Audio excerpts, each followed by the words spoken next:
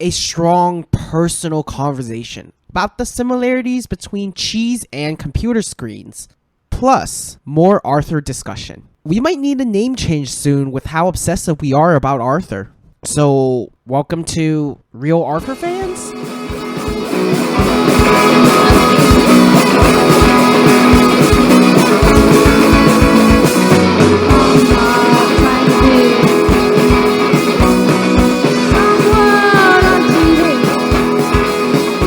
Hey everybody, welcome to Fake Film Fans. I'm Swade Best, your heavy metal connoisseur. I'm a fish named Bob because I live in the Manhattan Sea next to all those humans that I'm not. Hi everyone, I'm Celine and I'm a paper doll. So speaking of paper dolls, if you want us to be able to afford a paper doll, the best way to do that is to give us 5 stars and give us a review on wherever you are listening to this podcast. A few days ago, I got pretty drunk and then went to my bed at like 4 a.m. because apparently this is what like young adults do nowadays, right? Sleep at 4 when they start drinking. I went into my room to go to sleep and I crashed into my fan and my fan fell. And for the whole night, I was like worried. Fuck, I think I broke my fan. This is really bad. No. How did you crash into the fan? Was it a ceiling fan? You gotta give me more than just like, I crashed into the fan. It's a floor fan. Like a big square fan? No, it's actually one of those new like rich people fans that like my mom thought was like just super useful and I still don't know what it actually does. It does some sort of fucking circulation thing, and it's like a oval or something. So you have a space-age Star Trek fan that you drunkenly walked into at 4 a.m. or p.m.? A.m. Okay. Okay. Yeah.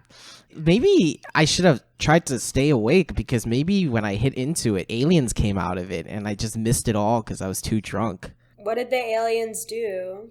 Well, now I realize if we're talking about this with my space age fan. These aliens must have cracked my computer screen because I woke up with a cracked computer screen. Completely cracked. And now I realize it wasn't my fault and I shouldn't be fucking mad at myself. It's actually the fucking aliens who did it. How cracked is this screen? It's not too cracked. It's about... Actually, now I think about it, it may have been a little cracked before, and I kept forgetting about it because the crack was in such a, like, away place away from the screen in the black part of it that I didn't notice it.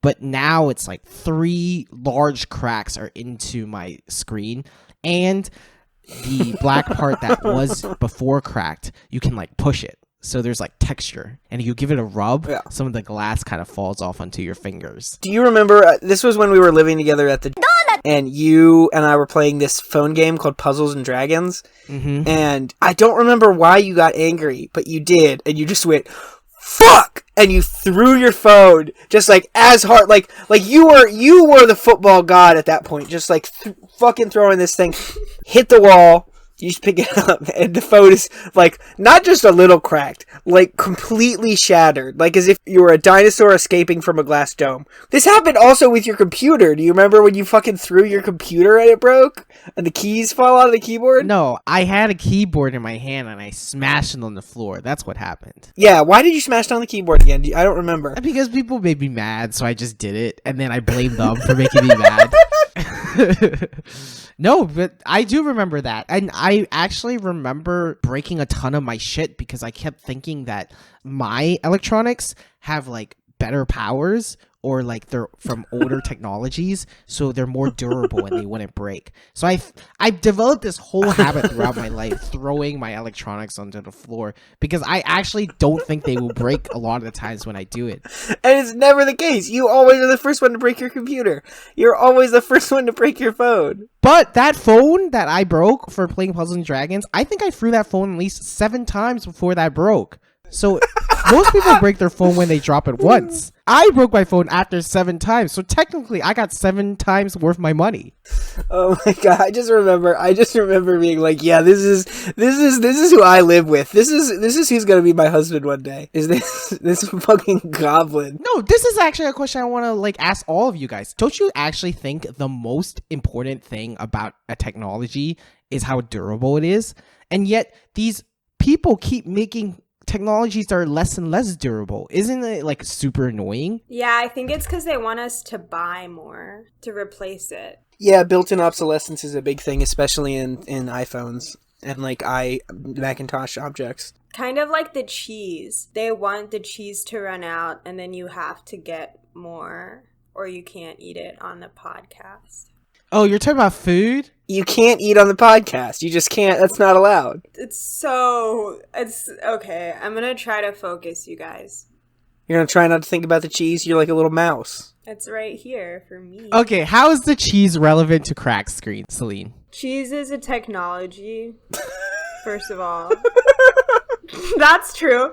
A technology is something that is invented. Yeah, didn't the French invent cheese? I don't think that's true. I know it wasn't the Egyptians. You know who invented cheese? A man fell in an old barn in Roanoke, and his foot was in a bucket of milk.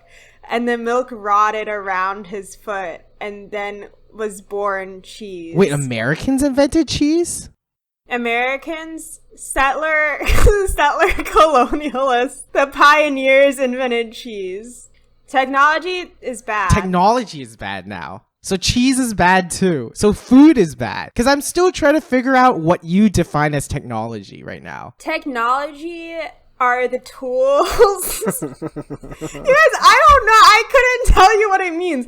I just know that if I don't like it, it's technology. So is cheese the exact same thing as a computer screen? Cheese does some of the same things. That's okay. Can you list them? I'll start. Cheese is like a computer screen. Because they both start with the letter C. N-H, C-H, C-H. That's actually pretty good. That's actually super similar. Computer doesn't start with C-H. No, it's C-O, dude. No, but computer screen does. C-H. Can you spell it? Can you spell it, please, Walt? So, computer is spelled C-O, right? And then screen is spelled S-C, but S-C makes the H sound, so it becomes C-H. Now, he is right. The S and the C does make the H sound if you listen. Because when I say screen, it sounds like hello. They both are addictive. Cheese and screens are both addictive. That's true. They can be expensive or they can be cheap. That's really good. Thank you. Mice like cheese. Computers have a mouse. Exactly. There we go.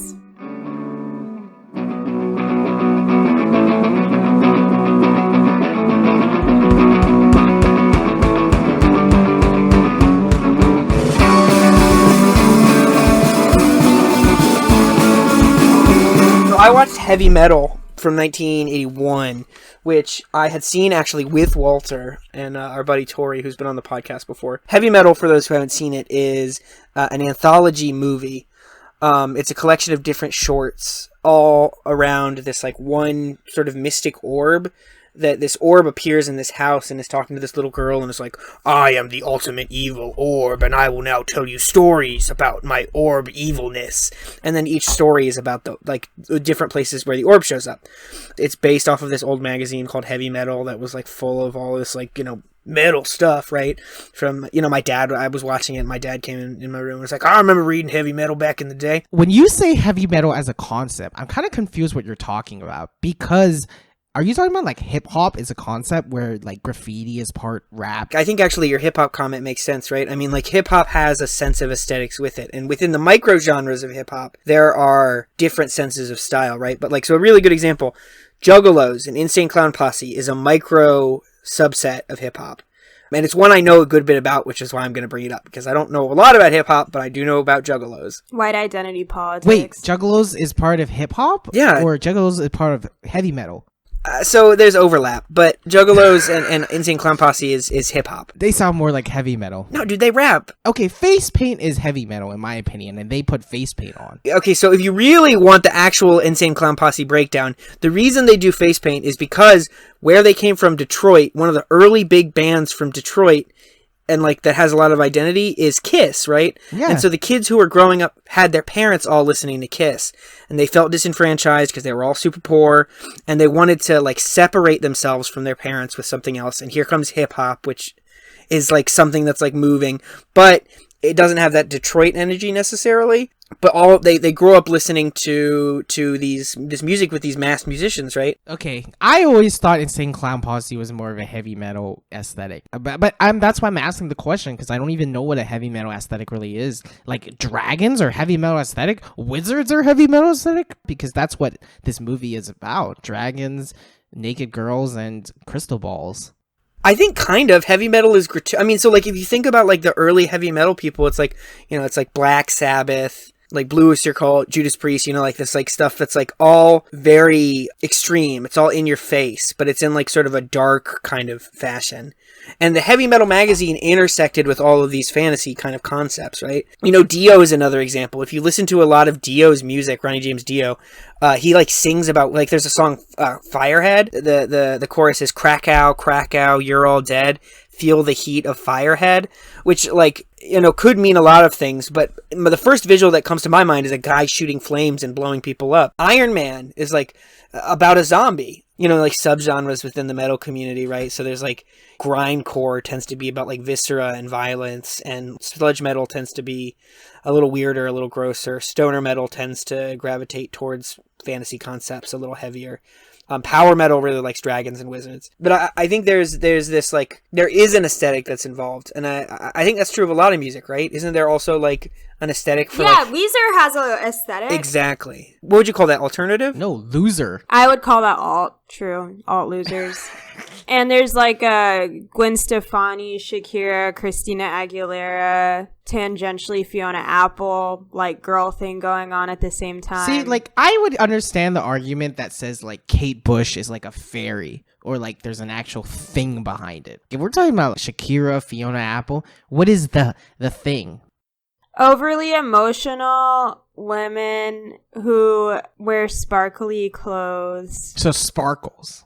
I think sparkles are part of it. Drinking champagne, like unapologetically having power, like small animals, small dogs. Bendies. You're just talking about High School Musical. No, I'm not. This is actual. So I don't know a whole lot about Shakira and all that. Do you understand the difference, the aesthetic of being like drinking 40s or having a dog and wearing sparkly clothes to like all we care about is dragons and wizards and magic powers? Well, so I would say I can get it farther than wizards, right? Like a lot of it's about conquering, a lot of it's about power, a lot of it gets pushing against a system, a lot of it, Dio is really famous. One of his songs, it's my favorite line. If I was ever going to get a tattoo, this is the tattoo I would get. Bury my bones on the moon.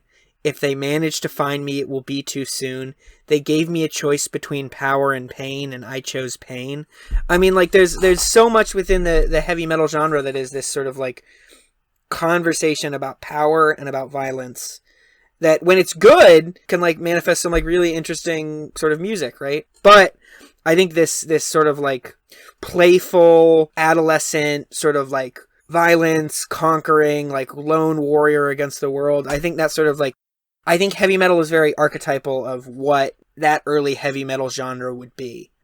And I think because metal music tends to be outside of, like, because there are Weezer songs about not fitting in, so it's easier to paint that picture, but, like, it's hard for me to be, like, explain Holy Diver in a way that's, like, sitting outside drinking a 40 because you don't fit along. Because Holy Diver is about, like, riding on a tiger and, like, going into magic oceans and stuff. I kind of thought it was interesting what you said, though, because I think it's funny how different the alt lonely communities and the heavy metal communities hate each other in that way.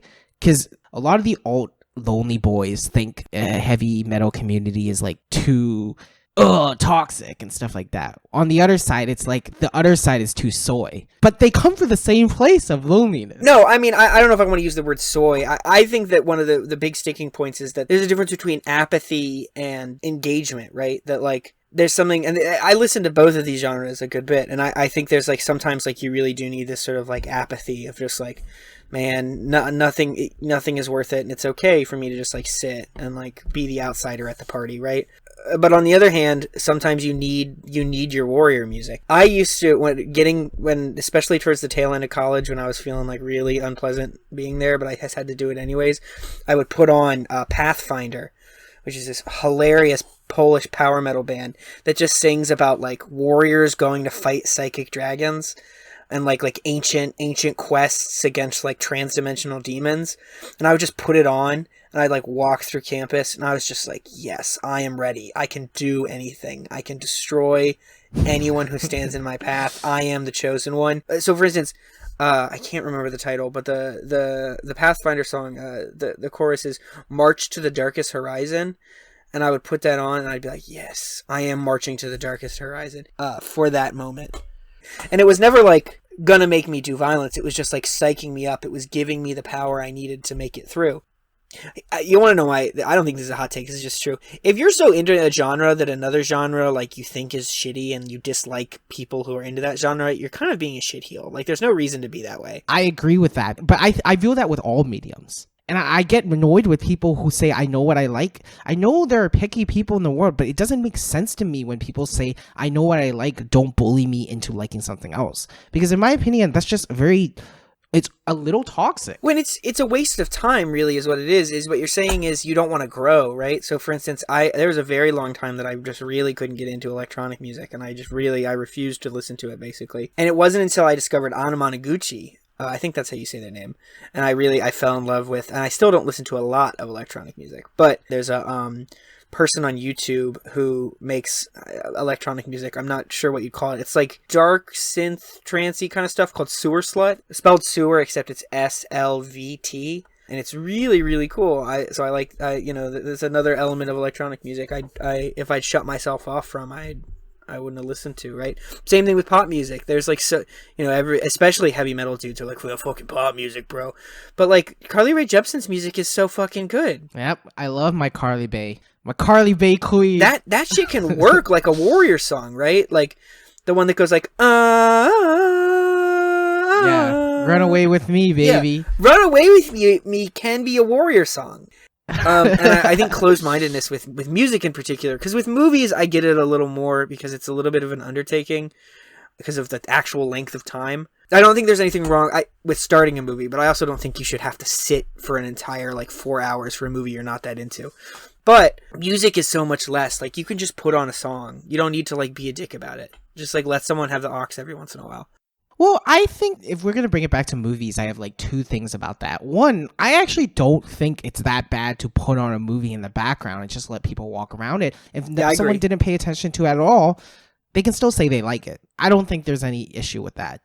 I think museums do it a lot these days. They have a lot of experimental film inside their museums. Who the fuck is watching that movie from first to end and then can be like, well, I actually completed it? That has changed the medium there.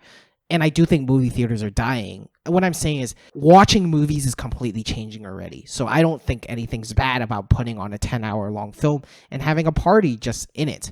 The second thing is you were talking about the heavy metal aesthetic to be very a pump up sort of let me just fucking kill some dragons. This film, as you said, embodies a lot of those aesthetics, but because it's visual and it's done in a kind of story way, I'm curious do you think heavy metal has that same potential as what you were talking about with the heavy metal music? I think one of the things the movie does really well is it's unflinching in how silly it is, but it takes itself serious enough certain times to where I think for someone who was young who was watching it, if 14-year-old Swade had seen that, his mind would have been blown. And he would have been like, it is so... And I did have experiences like that. I think Akira was one.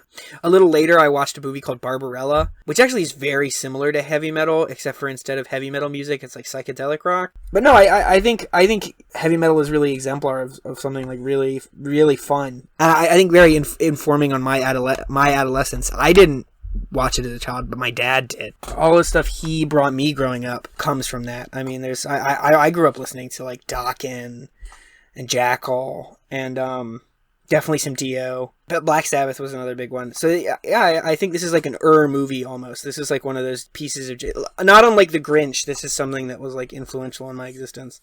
I don't think the portability of heavy metal the movie, because it's not as portable as music is, it can't pump you up in the same way, and because of its length. But I think it can, the aesthetic presented is so intense that it can open your mind to exploring that. Because crazy stuff happens. There's a bunch of evil orc dudes, and there's a part where these two aliens do giant lines of space cocaine and then fly through the galaxy, seeing all these crazy shapes and stuff like that. And then it cuts to a robot who's just blown a woman's mind through sex, and he's trying to convince her to marry him, and they're arguing, and she's like, I don't think mixed relationships work. Finally they agree, except she says, by the way, I'll marry you, but we have to have a Jewish wedding. By the way, and she's talking to the robot, are you circumcised? So there's so much stuff going on in this movie that I think would be really useful for an adolescent who is ready as an adult, as someone who's like kind of seen it before, I like it. I like the aesthetic, but like I've kind of been there, so I don't. It doesn't blow my mind in the same way that like when I'm getting ready to do something unpleasant and I put on Three Witches by the Sword, and I'm driving and I'm like, yes, it's time. I can do this today because I too am gonna go find Three Witches and go on an epic quest. I would love to see the day when movies movies are becoming more portable, right? Still, we have a little bit of a weird understanding that a movie has to be watched from start to finish, but music used to be like that. Music wasn't very portable for you had to go to events. If you fell asleep in the middle or left in the middle, that was like you didn't understand the whole appreciation of it. No one went to a concert and only listened to like 3 songs or like peace out Mozart. Music has done a lot of work to change into being this portable thing. It moved into albums, and albums moved into songs, and I'm fascinated to see that when movies will start doing that. So I think you are actually, I hadn't thought about it like that, because when you see TikTok is like very quick, they're these short little clips, and like I don't have a TikTok, but I've seen people use TikTok, my little brother, and like I've seen him scrolling, and they'll like one will show up where it's like, if you see this scrolling, just know you are loved and you are worth it. And like that could do that for someone. I don't think it would do it for me. I would feel pandered to, but also if that is done in an incredibly different type of beautiful aesthetic, if you scroll and you feel love and the aesthetic is so fucking good, you might actually be like, wow, that's actually pretty cool. No, I mean, if I had like a 13-second clip of like a wizard who would like, he would like take a hit off of his pipe and then he would like blow the smoke and it would turn into a galaxy, and then the wizard would turn to me and be like, you are worth it, just make the galaxy from your life, I would get up every day and I would be the best goddamn human I could be. So I think you're right. I think some of it, like me in particular, I'm so used to thinking of movies as narrative. I'm so used to thinking of movies as like an event and not like the way you're talking about, which is, and there are scenes from movies that get me pretty hyped. Mm-hmm. That's exactly what I'm thinking of when you were listing heavy metal. The reason why I was thinking about that is because you listed specific scenes. Those are the scenes that got you most hyped. That doesn't mean you don't appreciate the whole movie, but the scenes, if they became portable, would be the ones you would bring around. I could see a world that looks like that.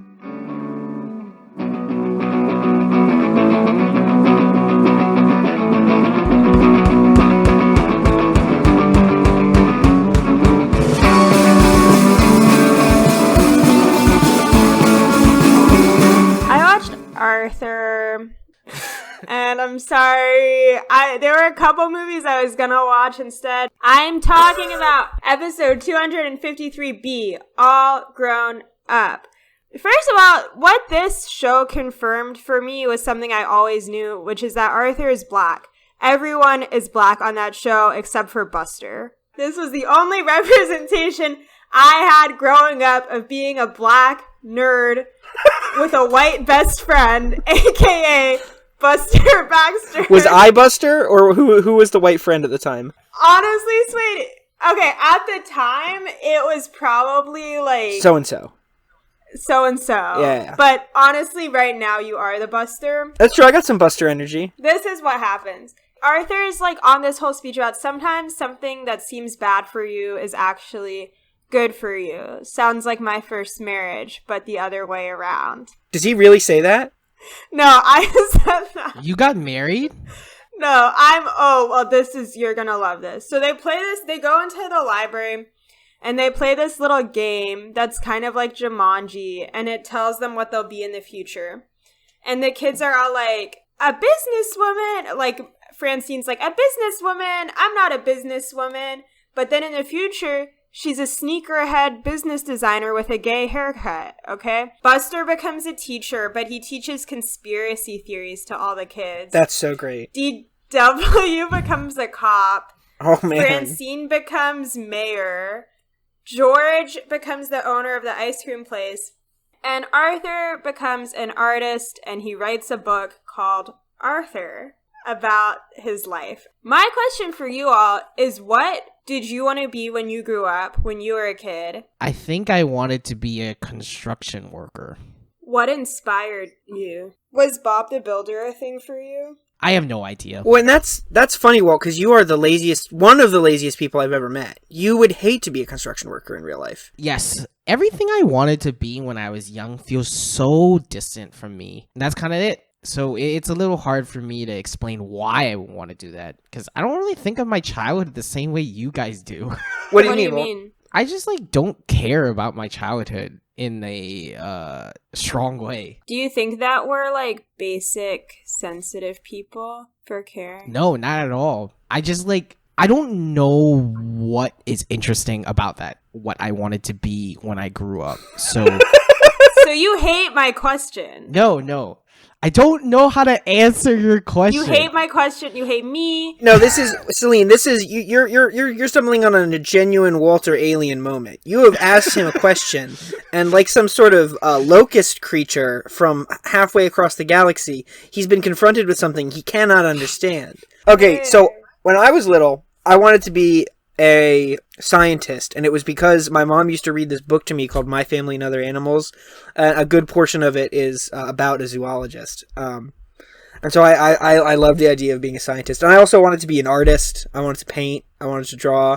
And it wasn't until about third grade that I realized what I wanted to do was write. And that has been consistent since third grade. And it is something I have done since third grade. I'm dreaming of becoming a published author, a famous author, but I had no clue I was going to end up in sales.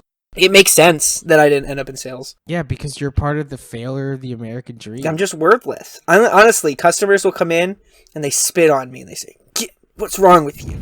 In 30 years' time, your life is going to be the death of a salesman tokenized. No, it's true. I'm gonna be like overweight and sweating. I guess more overweight than I actually am. I'm gonna be sweating and I'm gonna still be smoking, only I might 3 packs a day, and I'll be going on a date with a really nice lady, and then halfway through the date I'm just going to start weeping, and then I'm going to have a heart attack and die. It's going to be very cinematic, very beautiful. Probably there'll be some John Woo style doves going across the screen or something like that. I'm ready. Bring it on. Because, you know what I really wanted to be when I was little, and I'm still not, and it still makes me angry, is a supervillain. It's such bullshit. I want to destroy buildings with my x-ray vision, and I will never get that, and it is one of the greatest modern tragedies. The unrealistic body standards placed on men are just crazy these days.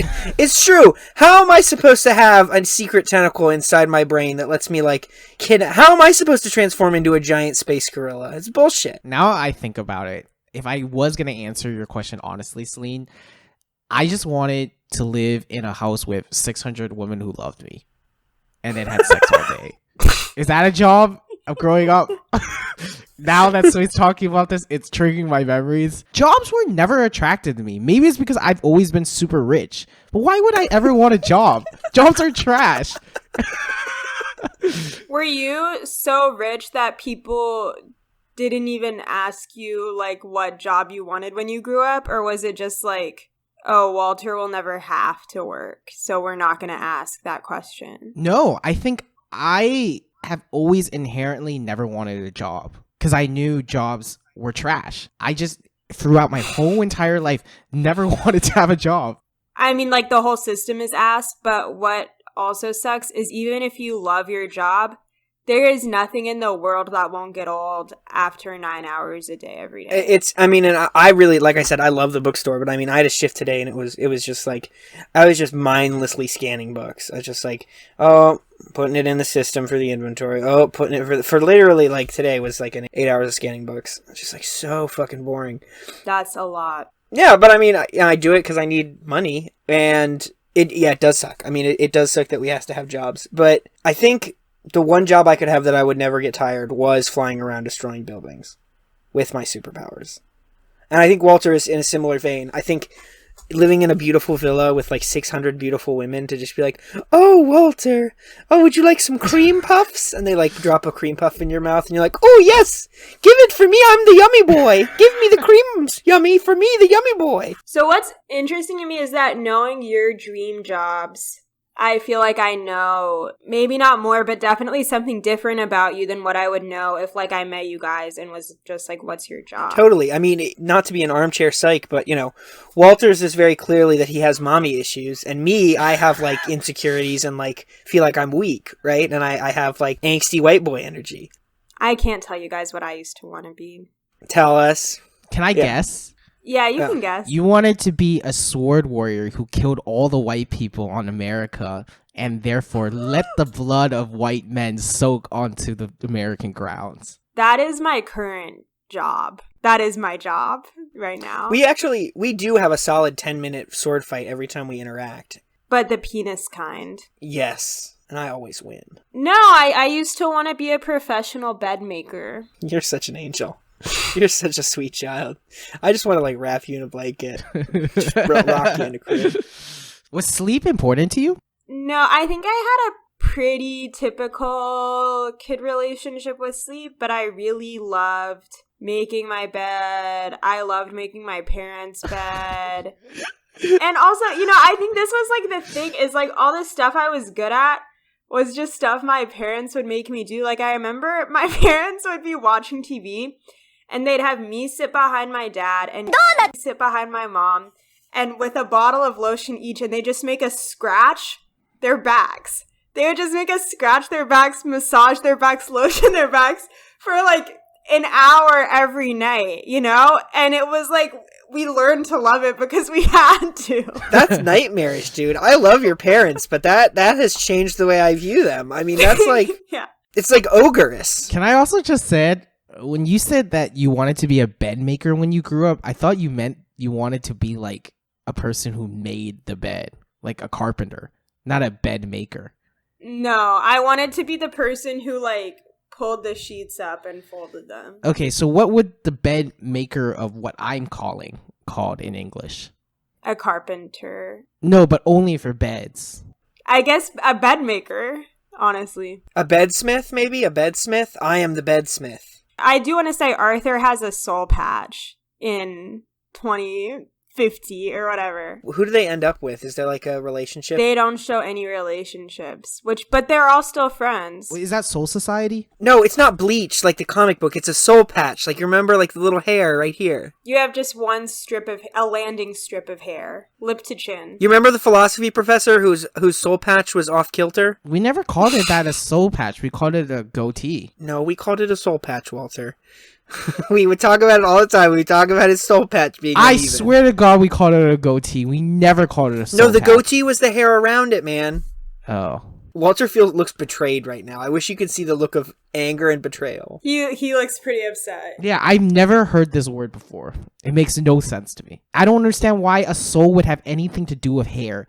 And why is a patch? What does patch have to do with souls? Because it's a little patch of hair. Patch is kind of a horrible word. Patch. I thought it was because like the soul guys had it. Like it was like from that style. This is my other question. The whole episode is about something you think is bad for you becoming something good for you. Can everyone share a time when they thought something was going to be bad for them, but it was actually just what they needed? You didn't get what you want, but you got what you need. Yeah, I'll go first. My alcoholism.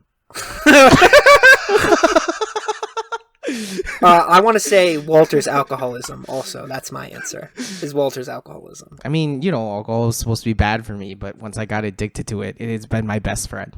I mean, we had a bunch of good times when we were both drinking too much. I never drank as much as you, but like, we had some like great misadventures. And honestly, I wish I could still do it. Only one person continued being an alcoholic, unfortunately. I feel similarly about smoking, actually. I know it's terrible for me, but I love doing it. And a lot of the times, can't ever imagine quitting. Like in the morning when I wake up and my house is very noisy because my dad is always the first person to be awake, and so he's always got a cup of coffee and is like ready to talk, and my mom usually doesn't have any trouble waking up, but I need a little bit of time. So in the morning when I can like pour myself a cup of coffee, I have like a good view of the Blue Ridge Mountains, so I can just like sit on my porch and like look at the Blue Ridge and like smoke a cigarette and drink a cup of coffee, and it's like quiet and just a little cold, and it is one of the most important moments of my day. And my day always gets thrown off if I don't have that time. So many relationships I made from cigarettes. My first girlfriend, my first partner, I met them in part because of us just sitting around the ashtray smoking. So I don't know. Yeah, it's not great for me, but I'm glad I started. Not planning on quitting anytime soon. You told me that if Biden won, you would quit. Yeah, but that was because I wanted you to get off my back. Alright, well, you know what? Fuck you. I'm sorry, I'm a liar. I'm a lying dog. I'm worthless. I can't believe you would die on the Biden hill. The Biden is a trash hill to die on, Swade. I didn't think he was going to win. Yeah. Thought it was a safe bet. I was like, oh, 4 more years of Trump. Might as well keep smoking. It'll be fun. All right, what about you, Celine? I was gonna say my nose bleeds. Such a nerd. Such a humongous nerd. Okay. What did they get me? Attention from strangers. I like nosebleeds, though. I never went into a nosebleed thinking it would be bad. I like it when the blood gets very thick and then it becomes like half boogers, half blood. And then you can play with it? Yeah, exactly. Walter, when I tell you about the snail trail I once left, everyone in my house was in another room watching Saturday Night Fever with John Travolta. I was in my room blowing my nose and a glob of nose blood, and I realized that it wasn't ending. I could just feel it coming out of me like a worm, and so I put a paper towel on the floor and I just said, how long can this thing go? And I pulled and I laid it down, and it must have been like 3 yards long. How old were you when you did this? I was in middle school. What was that moment for Arthur? Oh, he went to the library and he got the wrong book, and it was How to Draw Animals. But he kept the book, and that's how he became an artist. I don't know. I was like, if we're all defined by our careers now, if that's the first question our younger selves would ask our future selves, that's the first question we ask a future Arthur. I wouldn't want it any other way right now, art teacher. But I think my younger self would have been like, you know, those who can't. I think my younger self would see me in front of this bookstore in my cool jacket, just talking to the people downtown, and then some cute girls walk by, and I'm like, hey, stop by the bookstore anytime, and they're like, oh yeah, of course, and young Swade would look at old Swade and give him the thumbs up, and old Swade would give him the double thumbs up. And it would be great. That's the snapshot shot he gets. Nah, Celine, I actually agree with you. My younger self would be so disappointed in who I am right now. I know that I used to tell my friends that if I wasn't famous by the age of 16, I would actually take out a chainsaw and kill everyone in the streets, so I would have 5 minutes of fame on newspaper. So the fact that I haven't done that yet would make my younger self hate me. What did you think you were going to be famous of, Walt? For killing people? No, but before that. Oh, I wanted to write. Yeah, but some of that is so silly, right? Because there's no famous authors who are 16, or there are very few. I want to thank everyone for joining us. Don't forget to rate, hit us with that 5 stars, and meet us on Twitter @FakeFilmFans, or go ahead and shoot us an email at fakefilmfans@gmail.com. Really do want to thank you guys. Nah, I don't have it. I mean, no, I think thanking people is good. I mean, I think this is kind of... not a lot of people realize how hard it is for you and I to make time for each other because we live in different time zones. Yeah. And so this podcast is honestly more for us than anything else. But it is really great to hear people are listening, because part of what we do is just so we don't lose touch in a lot of ways. But it's awesome that people enjoy it. So thank you for listening. Because we've already lost touch with everyone who's been a guest and hasn't come back. That's true. If you're not a guest anymore, it's because you hate us. Yeah, we've lost touch with you. Come back to us. Come back. Touch us again. Come back. Come back, and just remember, if you're going to watch a movie, do it with the lights on.